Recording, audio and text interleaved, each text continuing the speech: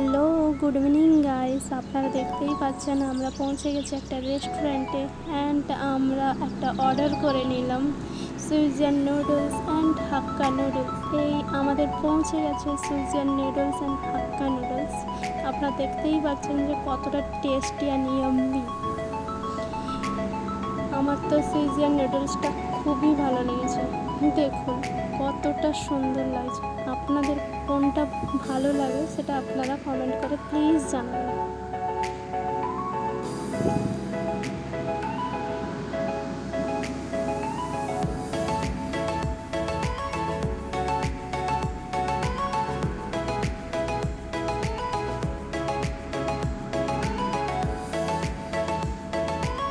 এবার আপনারা দেখতেই পাচ্ছেন একটু আইসক্রিম খেতে বেরোলাম, কারণ সুইজিয়ান নুডলসটা খুবই ঝাল ছিল।